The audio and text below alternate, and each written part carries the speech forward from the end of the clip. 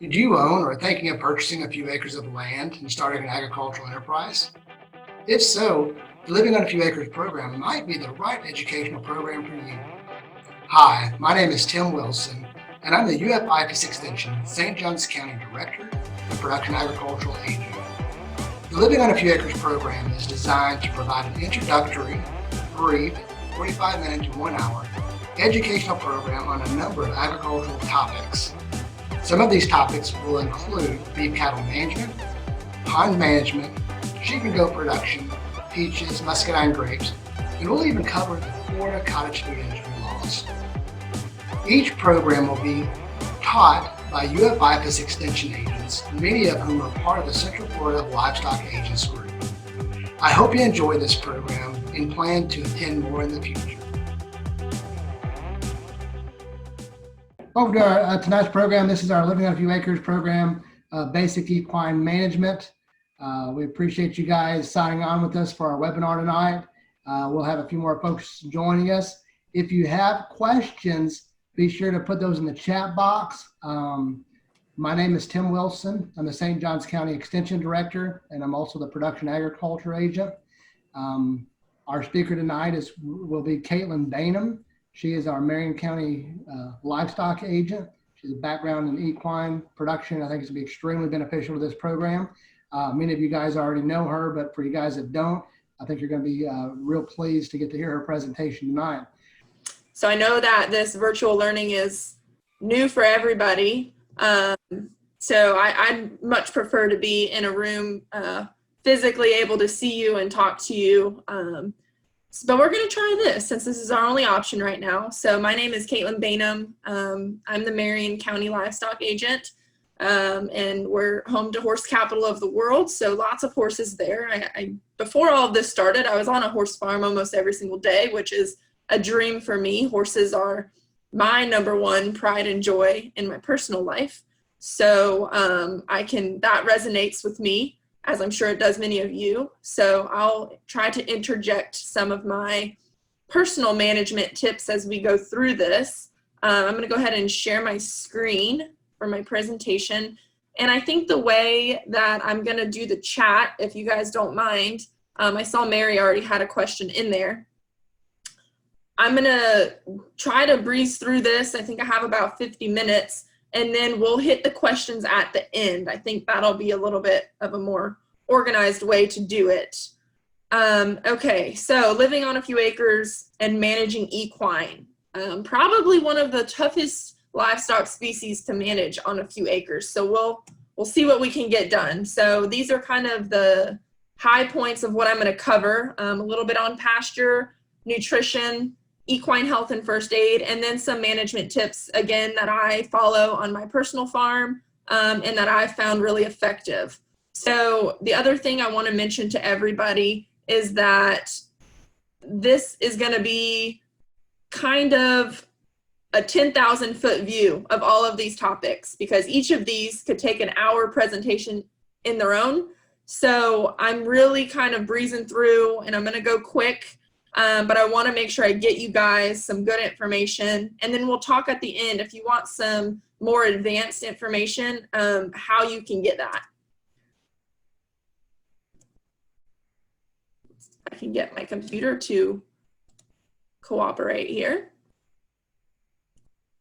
Okay, so I'm going to start with pasture because personally I think that's the most important part of managing horses on a small farm. And it can often be the most difficult thing to manage when you're working with limited acreage. So if any of you guys have been to my classes before, you know I always talk about stocking density. And that's basically the number of horses that we recommend you have on a set amount of acreage. And roughly speaking, that's 1 horse per 2 acres.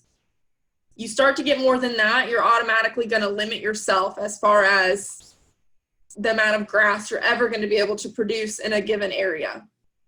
So with that, I think it's also important that you know grass is the cheapest form of nutrition that you're ever going to be able to provide to your horses. So investing in your pastures or your paddocks might seem like you're not going to get much out of it, but really if you can get some good grass established, that's the cheapest form of nutrition that you'll ever have. And sometimes I hear, you know, horses, they can't live on just grass. A lot of horses, and we'll talk about that when we get to nutrition, a lot of horses really can thrive on grass and minimal other supplementation. It really depends on your specific horse and what you're asking them to do. So the other thing I'm going to note here is that pasture management is a key part of parasite management, which we're going to go into later. So I just want to get you thinking about it now. So annual management. So pasture management doesn't happen at just one point in the year. Our spring season going into summer, about where we are right now, is where most of your management will take place. That's what we consider our growing season. And like I have here, we want to apply our management such as fertilization. Most of our weeds that we're going to control, if they're, you know, spring weeds, we're going to hit them when they're immature, earlier in the spring. So around this time is a good time for herbicide or fertilization. Grazing management is something that you need to manage throughout the year. Soil testing, this first bullet point, really important. I tell everybody it's the cheapest insurance policy you can buy on your pasture. It's a $10 test that takes the guesswork out. It'll tell you exactly the status of the nutrients in your soil and what the recommended fertilizer is for your pasture. And what you get out of your grass is a direct reflection of what you're going to put into your grass, whether that be your grazing management, your fertilizer protocol, your weed management. All of those things work in concert to develop your grass throughout the year.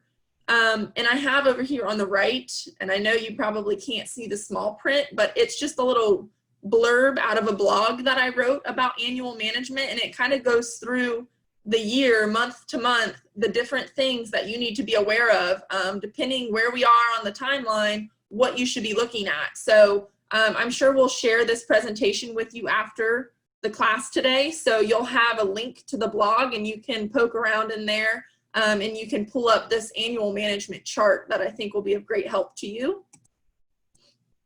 So that's all we're going to do on pasture. We do a lot of advanced pasture management classes in every county, and I know I do. So you won't have to look very far if you want some more information on pasture. So from there, I'm going to go ahead and jump into equine nutrition.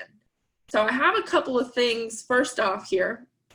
I call them rules. I made them a rule. They're not really rules, but I think. So I say the first rule is that you have to treat each horse as an individual. It's really, we would all love to treat our entire herd the same. And in some cases you can. We only want to buy one type of feed, one type of hay.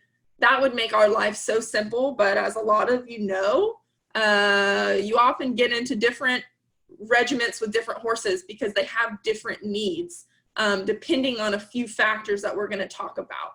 And the next thing, before we get too far into this, is I always like to remind people that feeding horses really is simple, and we usually make it hard. Feeding horses does not have to be difficult. There's some basic concepts, just like there are in human nutrition, but we don't need to overcomplicate it. So I would just urge you to keep it simple.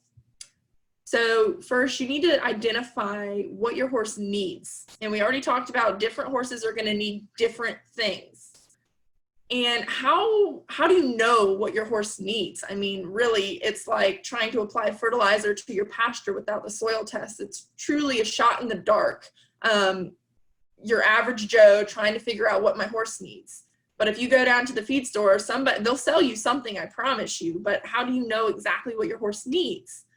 And first, you need to know, how old is your horse? We know that young horses are growing. They have different requirements. What type of work? What are you asking of your horse? And I know a lot of times I run into people who tell me, oh, my horse, I ride him twice a week. He's moderately active. That's light work. That's not even moderate. So we need to be honest with ourselves on what we're asking our horses to do and how that lines up with their nutrient requirements. Heavy workload is like a racehorse in training. So if you're not riding that horse multiple times a day, asking a lot of it, it's probably not considered heavy work, right? So some other things that might influence the nutritional needs of your horse: general temperament. So going back to my racehorse example, if any of you own or have worked with thoroughbreds, you probably know that their temperament is naturally a little bit different than that of maybe some quarter horses or some of our draft breeds. They're naturally a little bit more upbeat, and that requires more energy. So just keep in mind your breed. Again, the age of your horse. Young horses, we already talked about their requirements, going to be a little bit higher, but old horses start to have different needs. You know, sometimes you really got to add a little bit to them. They become hard keepers when they get older. And then breed. Obviously, a pony is going to have lower requirements compared to a draft horse. So ponies are really easy keepers. They can get by on air most of the time. So if you have some ponies in your herd of 4 or 5 horses and you're feeding them the same, it's probably not going to be a shock when they develop, different nutritional disorders, because they don't need to be eating the same amount as your quarter horses or your thoroughbreds. So going back to how do you know what your horse needs? You have to kind of develop some system to judge their fat cover on their body throughout their body. And we do this through body condition scoring. And we body condition score all sorts of livestock, not just horses. Cattle, it's big in beef cattle. You know, we got to know what their condition is, so we have some starting point. If we're trying to add or reduce their condition, we have to have some sort of scale to evaluate our horses. And so the body condition score system was developed back in the 80s at Texas A&M by a guy named Don Henneke. And he wanted to do just that. He wanted to create this universal scale that anybody could evaluate all horses of all breeds. And so it's a scale that's built on a 1 to 9 system, with 1 being extremely poor, very, very skinny, and then 9 being extremely obese. And then you have some variation from 1 to 9. And we always say that 5 is ideal. And when people are learning how to body condition score, it's not hard. All you need is your own eyeballs and maybe your fingers to palpate along your horse. And so I always tell people, if you know what a 5 looks like, if you know what moderate, what ideal is, start there in your mind. Instead of trying to figure out, is this a 1 through 9, just say, how far away am I from 5? Is he a little bit thinner than ideal? Then maybe he's a 4. Is he, a little bit fleshier, got a little bit more fluff on him than a 5? Then maybe he's a 6 or a 7. And I found that that's an easier way to go about this whole body condition score. So when we're scoring them, we're scoring cumulatively 6 points of their body. And this chart right here just kind of has some descriptors of what poor versus thin versus fleshy and fat are. So the 6 areas that we're focusing on are shown here on this black horse. And so we start up at the neck, which we call the top of the neck, we call the crest. And if you've seen, some draft horses or even the ponies, I have a quarter horse that can get by on air. They get what we call a cresty neck. And they you'll see that sometimes in stallions too. They get that rump over their neck. And so that is where they store a lot of fat. And if they're getting that crest, then they're a little over-conditioned there. And I like to move from the head of the horse to the tail as I'm assessing these 6 points. So naturally from the crest, we go on back to the withers. And the withers, you're using your 2 fingers and you're palpating over those withers. And if it's extremely bony, some horses have very defined withers, such as a thoroughbred. But there should still be some sort of fat cover around it. If you can't tell a wither from the back and the neck, they're probably a little over-conditioned. And so from there, you move to their top line, right along their spine. And again, you should be able to palpate a little bit of fleshiness, but not much. In really over-conditioned horses, you could actually pour water along their spine and they'll hold water right there and it won't run off of their backs because they've got so much built up fat that it just creates this little area for the water to sit. So that's probably on the verge of being a 7 or an 8 on our body condition score system. And so then you check the tail head. That's another common area for a horse to store fat. And then the barrels and the ribs behind the elbows. So all of these areas you kind of are assessing individually, but then you bring it back to the whole and you say, okay, maybe the neck is a little cresty, but everything else seemed pretty moderate. So I'm going to call this horse a 5 or a 6. So you got to get familiar with your own scoring system, and that's about as simple as it is. There's not much more to it. It just gives you a starting point when you're looking at evaluating your horse's nutrition system. So going into what your horse needs as far as nutrients are concerned, I'm not going to focus on every vitamin and mineral known to man. We're going to focus on the basics here, which we're going to start with crude protein and digestible energy. So if you're looking at a feed tag, these are some things that you need to keep in mind depending on what we've already talked about. The age of your horse, the breed of your horse, the type of work that you're asking your horse to do, and then the body condition. Are you trying to just maintain condition, or are you trying to add or remove a little bit of condition? So that's where you started, and now you're going to try to form a feed program that fits your goals. So protein, horses need protein just like you and I. Protein is made of amino acids, and then it's consumed by the horse, and the horse actually needs amino acids. It doesn't need protein. It needs these amino acids that then recombine to form proteins that are going to, make muscle, hair, and allow their hooves to grow. All necessary processes for our horses. Protein is also essential for maintenance. And I threw in here a myth that I hear a lot, which is high protein feeds must mean that that feed is high energy. Or, my horse is eating this high protein alfalfa hay and he's just nuts. Actually, horses derive very little energy from the breakdown of protein when you compare that to what they get from carbs and fats. So because a feed is high in protein does not necessarily mean that that's what's making your horse hot. It's probably something else that's in that feed or something else that you're supplying it as far as supplements go. They don't get a lot of energy from breaking down protein. They do get a little bit, but not much. So then we move on to digestible energy in DE. And this is where we're talking calories, the amount of calories that your horse is going to get from a particular feed. And the calories or the energy is our fats, our carbohydrates, and protein to some degree. Digestibility is the extent that those different things, the fats, the carbs, and the protein, are able to be absorbed by the horse. So obviously, if it's not digestible, it's not going to do us any good. So we need to have a feed that's got the right amount of energy, but is also able to be used by your horse.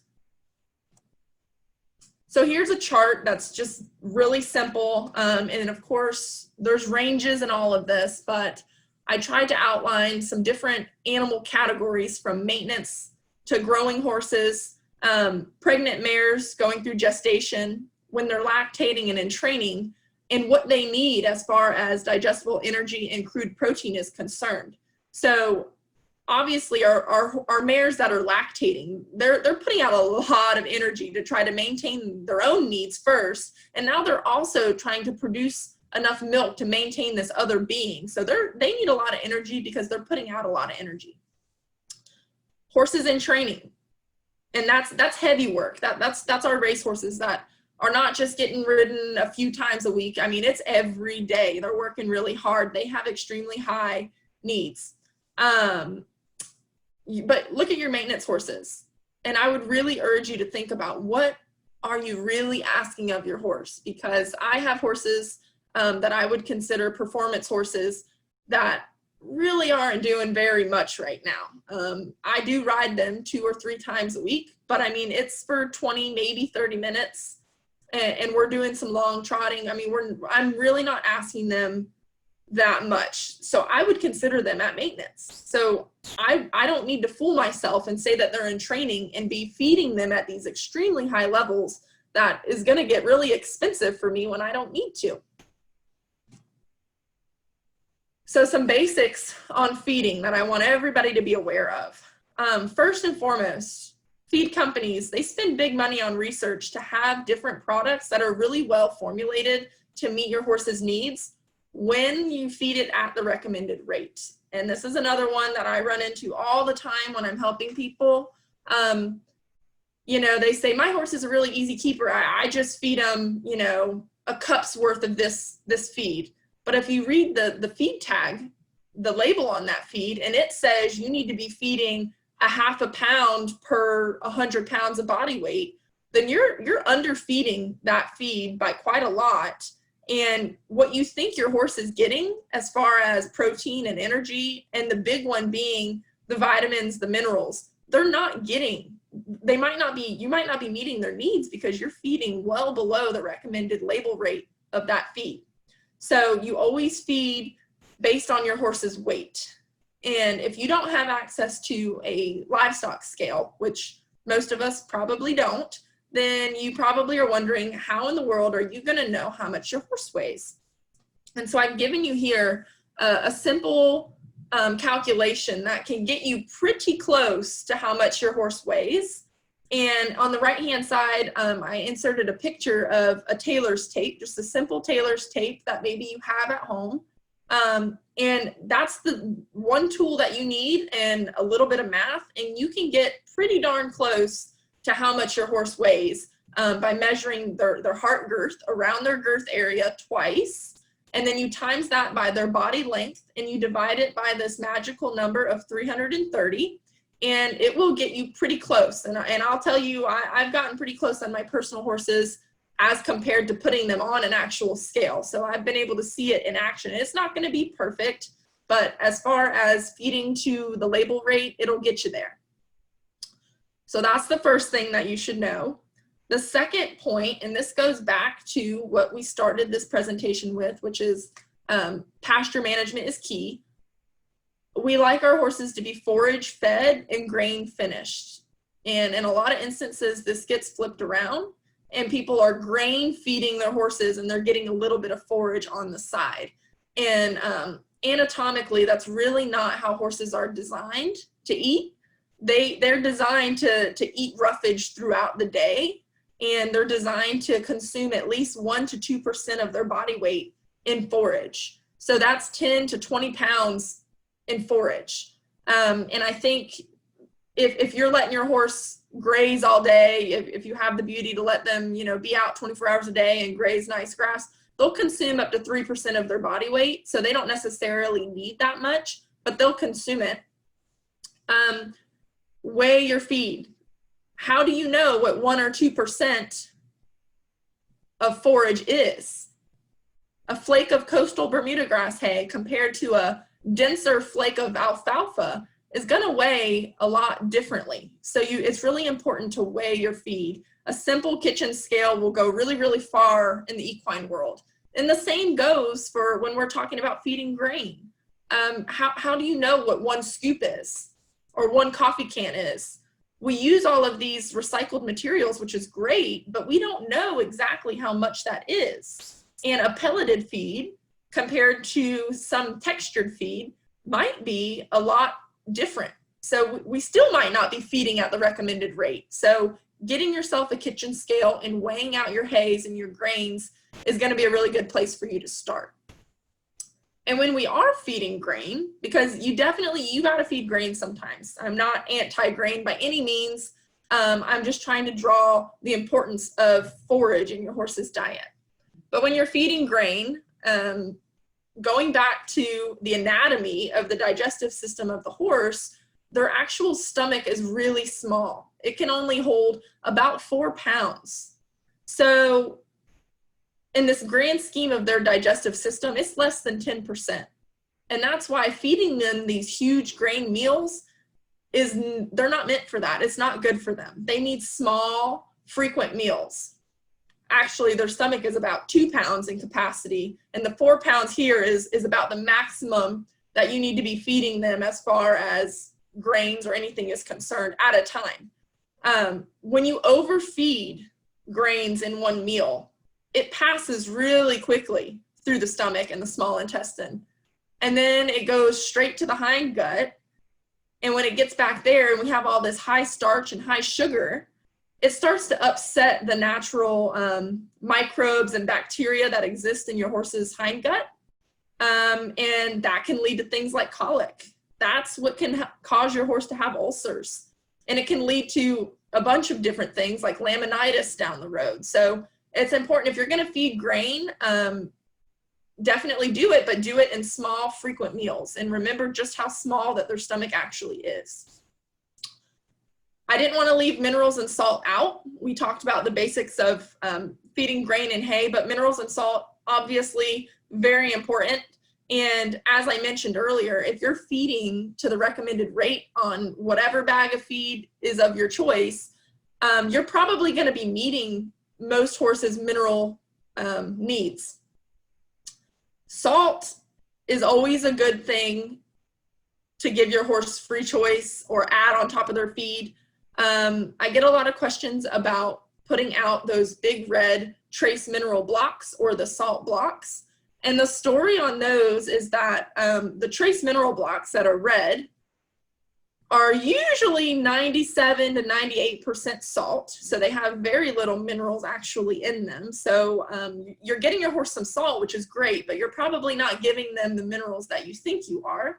And then just the salt blocks or the mineral blocks in general, a horse really isn't going to get as much as they need by licking on that block. So I'm a bigger fan of buying the cheap loose salt in the grocery store and top dressing my feed with it. And of course, the most important nutrient, which is no different from you and I, is water.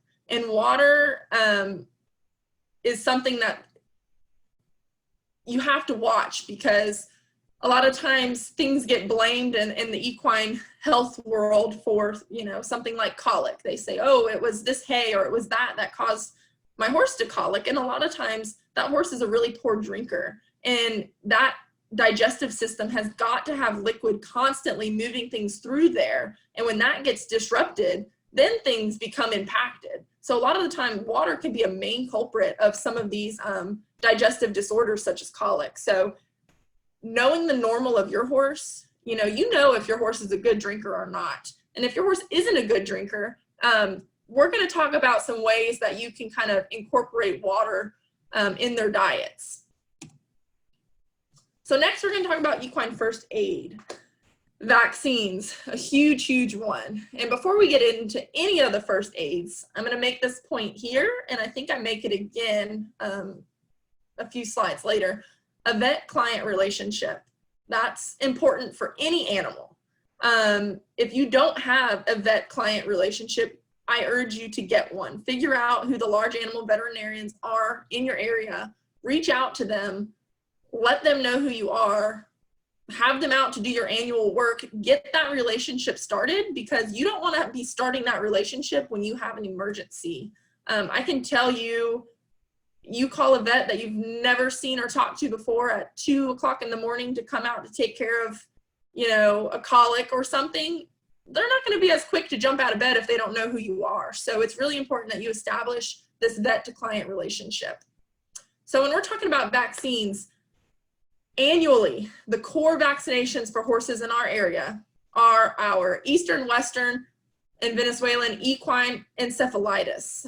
Definitely the Eastern and Western. The Venezuelan is sometimes risk-based. In Florida, some that's still on the dock. Rabies, tetanus, and West Nile complete that core vaccine schedule. So the ones in red are our arboviruses. And so we have a bunch of mosquitoes, which makes these things a lot more prevalent here. And they're very, very important that you get these done annually, and if not, more than annually. In Florida, it's now recommended that you booster your horses for Triple E 2 to 3 times per year. The immunity to Triple E is short-lived, about 4 to 6 months. And that's why it's recommended that just an annual vaccine for Eastern equine encephalitis is not good enough anymore. And that's pretty unique to Florida, and that's because we are the epicenter for Triple E. So as far as the entire country is concerned, we are the epicenter in Florida, and every year there is multiple cases of Triple E, and it is extremely fatal. So if your horse gets it, it's not going to be a good outcome. So definitely think about getting your horses boosted for Triple E. And we like to recommend vaccinating before our vector or our mosquito season starts, which is springtime. That's a really good time to get your vet out there and get all of these things taken care of before mosquitoes are in full swing. And then we have our risk-based vaccines, and that's something that you'll talk about with your veterinarian. And those are things that are going to vary region to region within populations or within individual horses in a population. And that's things like anthrax, botulism, equine herpes virus, equine influenza, leptospirosis, or strangles. Depending on if you have a horse that you compete on, your vet's going to want to know, where do you travel to a lot? Is your horse traveling off your property? And those are some of the questions that they're going to ask you to determine if your horse needs some of these risk-based vaccines. And I've given you at the bottom a really, really good resource for you to keep at all times, which is aaep.org, which is the American Association of Equine Practitioners. And that is an awesome, reputable source to get the rundown on vaccinations and a plethora of other equine first aid and health management topics. So definitely check out that website. The next thing I want to talk about in our health maintenance section is dental work. And depending on who you talk to, their horse has never had a dental exam in its life.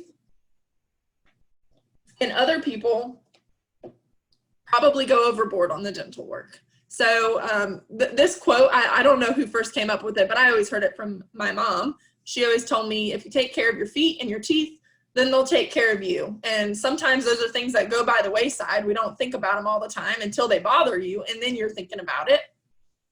So dental work for our horses. Some different signs of discomfort. You might think that your horse has some behavioral issues under saddle, when in fact, they might just be extremely uncomfortable due to some dental issues in their mouth. Sharp points is probably the main thing. And so we recommend annual dental attention for our maintenance in adults. Growing horses, just like with growing little humans, their teeth are going through a lot of changes and growing rapidly, so they need more frequent attention to their mouths. And we recommend twice per year until they're about 5 years of age. And so in these growing horses, they have what we call caps, which are essentially their baby teeth shedding. And sometimes, people will try to remove these caps, and I just would tell you to let nature take its course. We don't want to forcibly remove the caps until that secondary tooth is visible. Otherwise, you might disrupt that process of that secondary tooth, and you can develop infections and all sorts of things. So just kind of let nature take its course with the caps, but realize that your young horses are going through these changes, and you can expect for them to shed these caps. They're not losing their teeth, they're shedding baby teeth, so other ones can come in.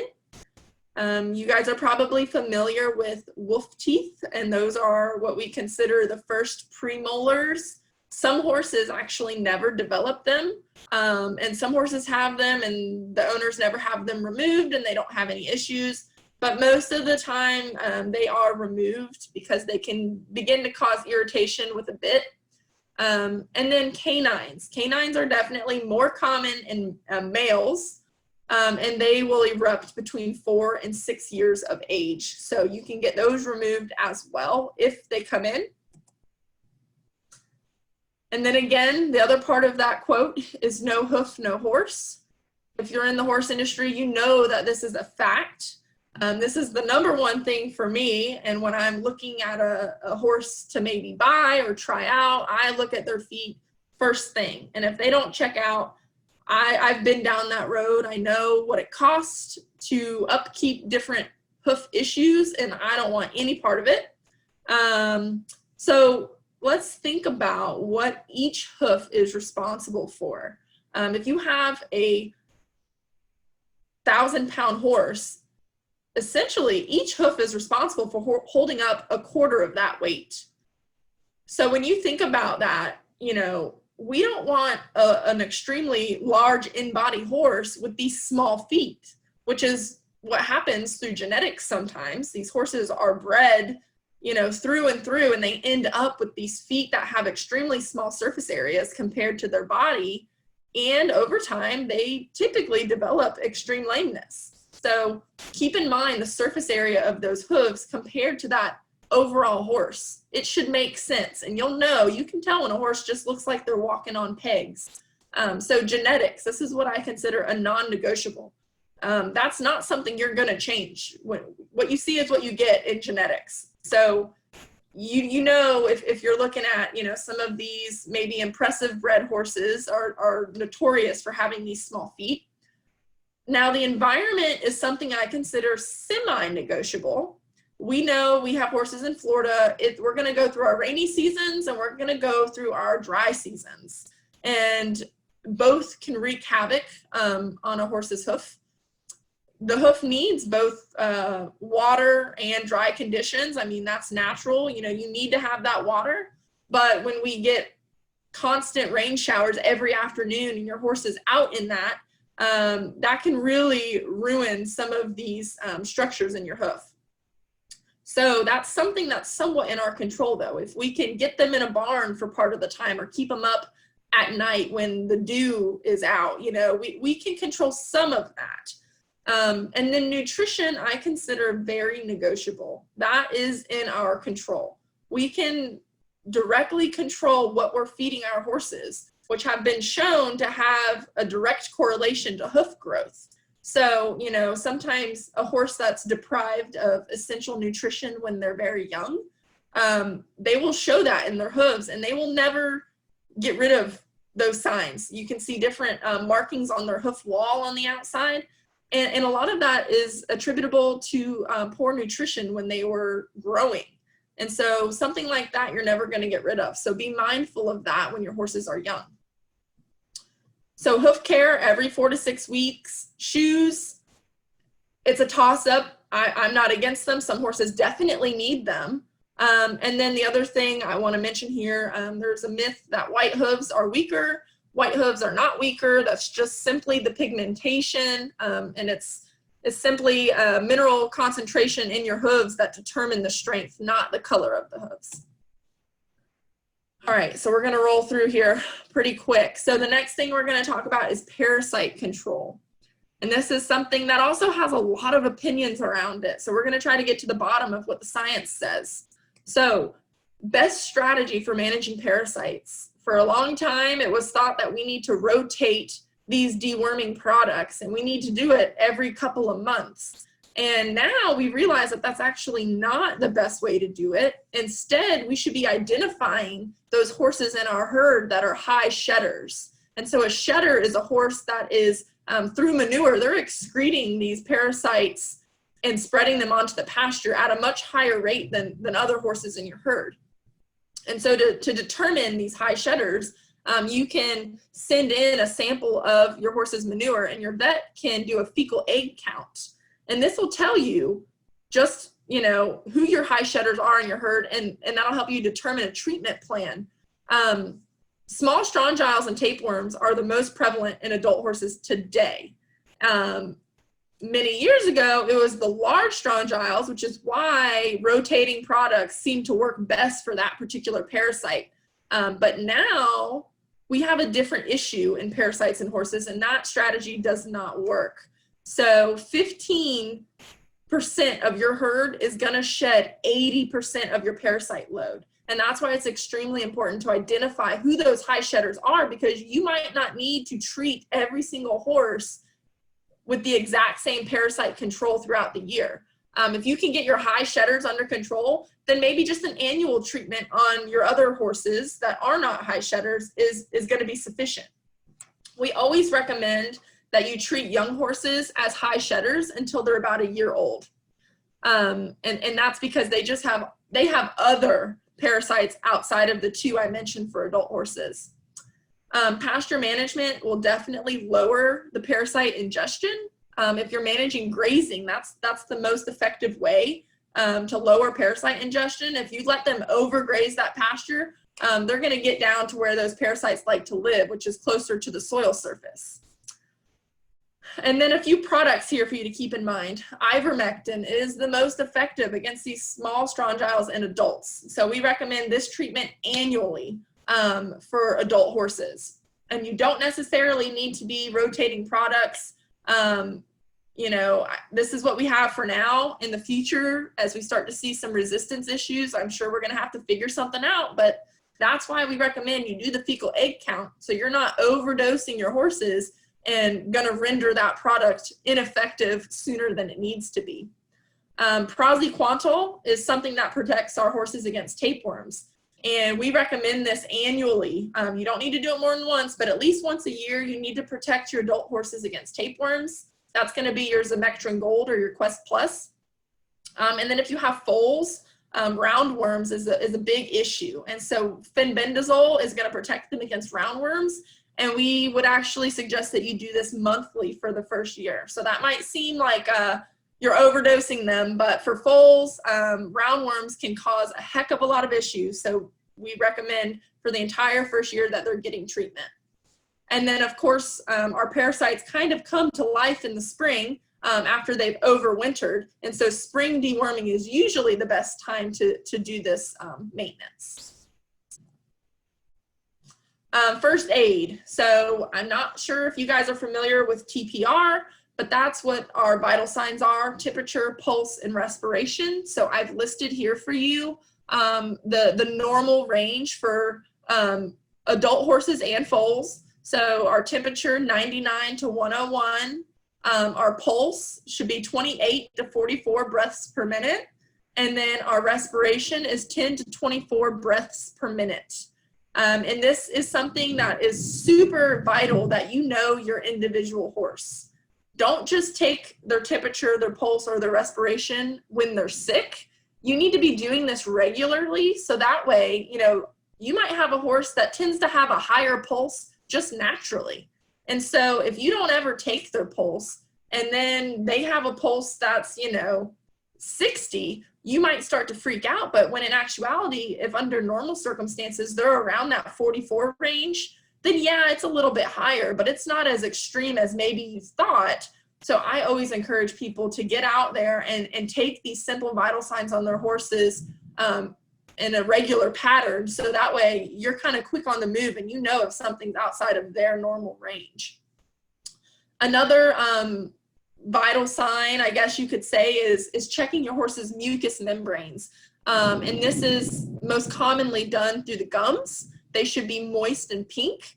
And we like to check for capillary refill, which if you take your finger and you press on their gums, we want that pink color to return within 2 seconds. If it's white or it stays white longer than 2 seconds, then they are a little dehydrated. So this is another common thing that you should be doing regularly to kind of check that hydration status of your horse.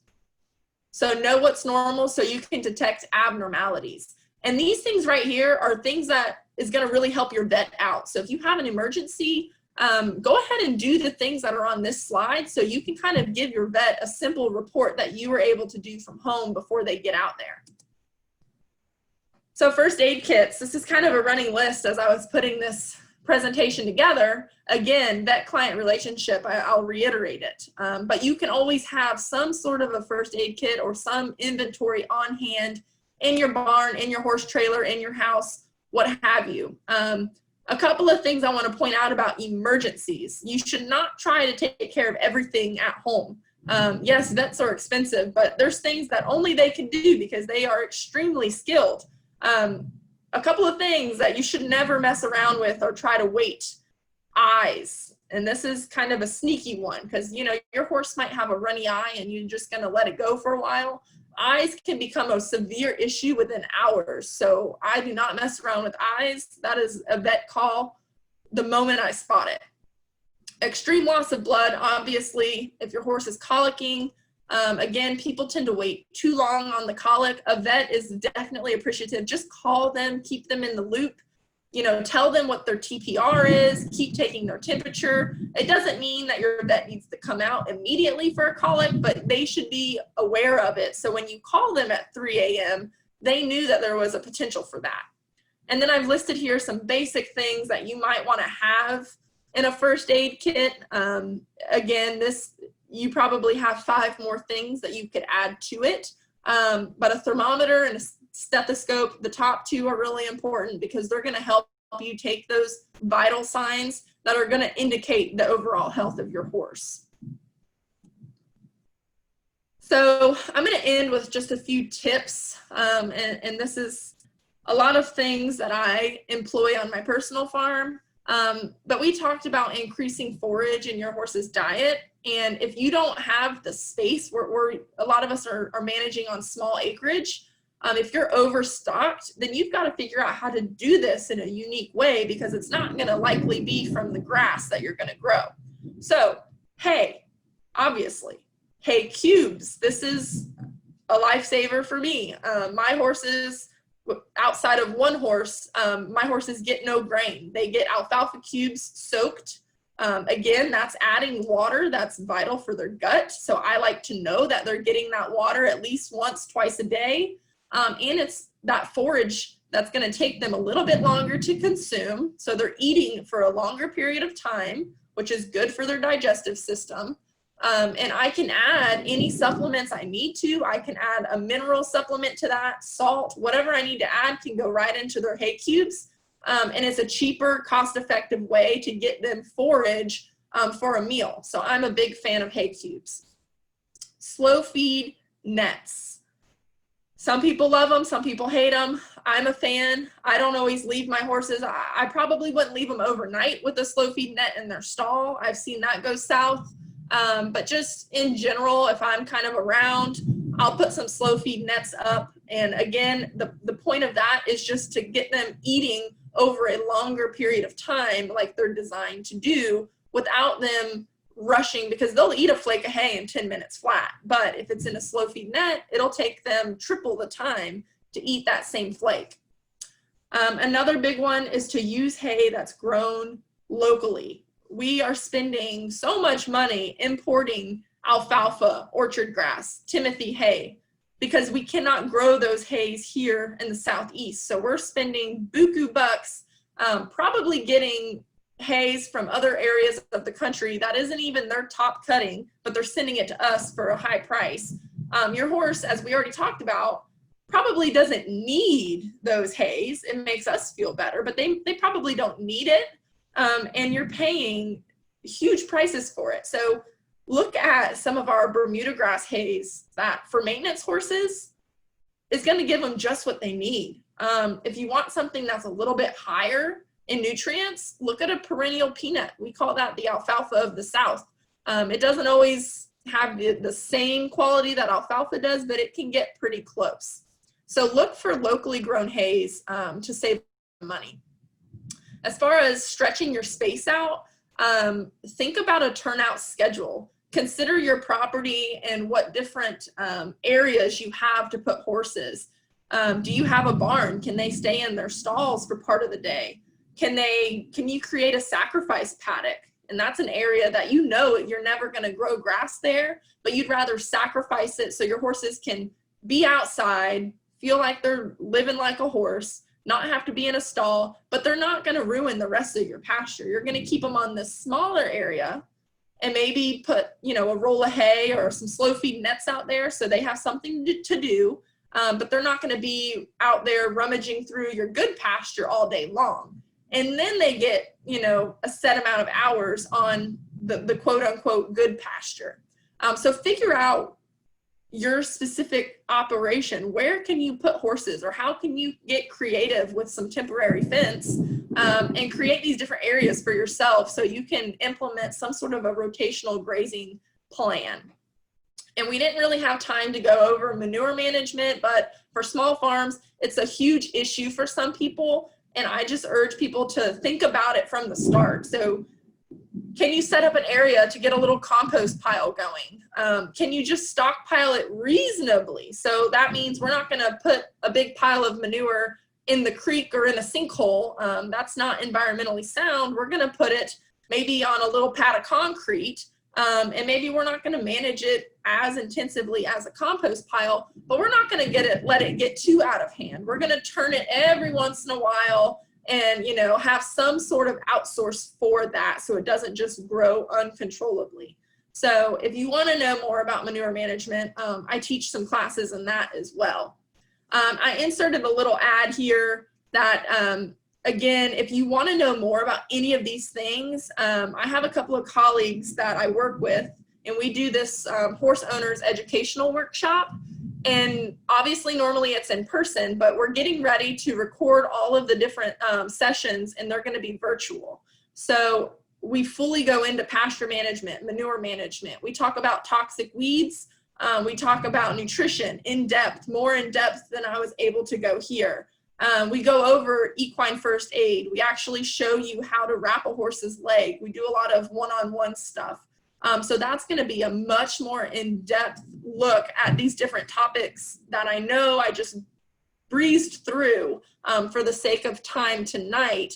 But I just want you to know that if you signed up for this class, we have your email, and you will definitely get alerted when this is ready to go. So be on the lookout for that.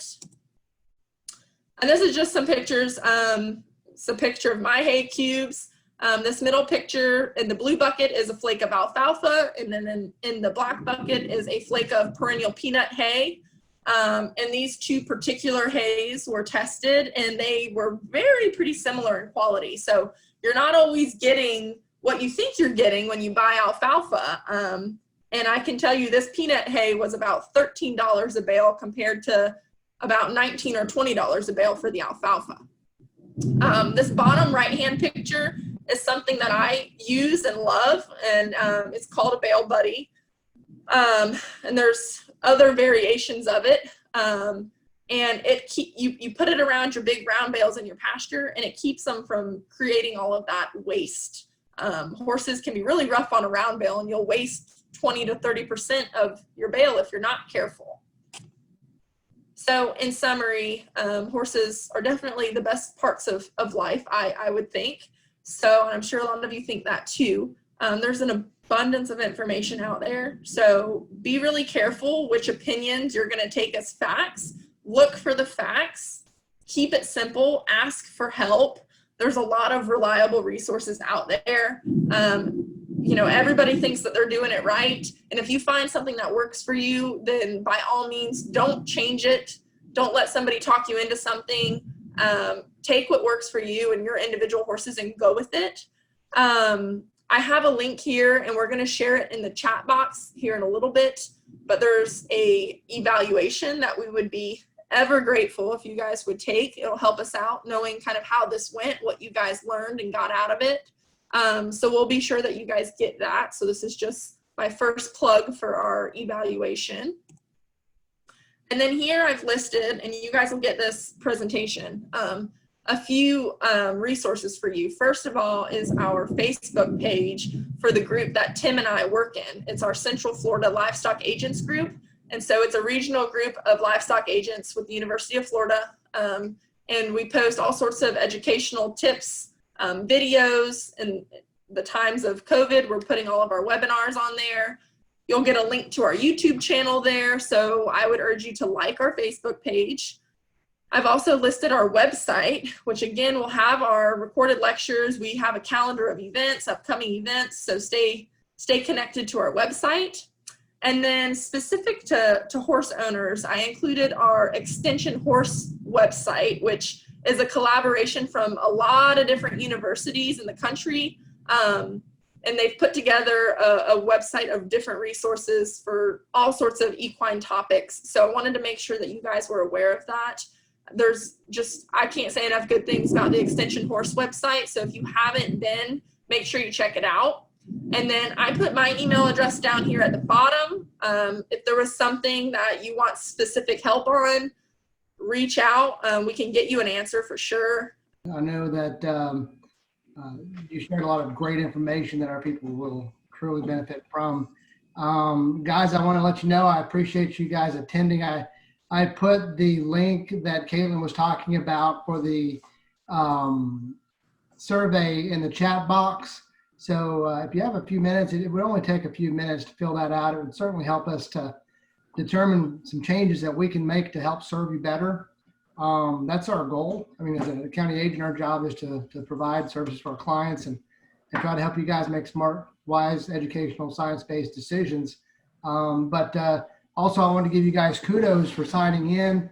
I had a number of people sending me emails that they were not being able to get past the login screen. Thankfully, we did record this, Caitlin. I'll bet you I had 6 people run into that same issue. So thank you for being able to log in and keeping your. Yeah, you guys win. Yeah, you get the prize. We do have a few questions, and while we're addressing this question, so if you, again, not to just keep reiterating it, but we'd certainly appreciate it if you fill that survey. Caitlin, there's 3 in the question and answer box. Do you want to address each one of those? Yes, I will. So Mary from the start, she asked, let me see, is it realistic for communities that have 1 acre lots and say you can have horses? Is that enough space for a horse? So it depends on who you ask or how much money you're willing to spend on supplemental feed. I mean, yes, you can have a horse on an acre. You could have 2 or 3 horses probably. And I know in a lot of counties, it's going to vary county to county, what your county code enforcement or your zoning department says you can have. But I know in Marion County, if you're zoned ag, I mean, go for it. And so is it realistic? I mean, you're not really going to be able to manage any pasture at that rate. It's going to be sand and you're going to be feeding a lot of hay and probably some grain. So as long as you know that that's what you're signing up for, yeah, I mean, it's a hobby at that rate. I probably wouldn't recommend it. It would make management harder for sure. So I hope that answered your question. Will you have access to the presentation? Yes, I'll send my presentation to Tim and he has all of your emails. And then he can send it out to the list of folks that were registered to attend the program tonight. So you will have access to the presentation.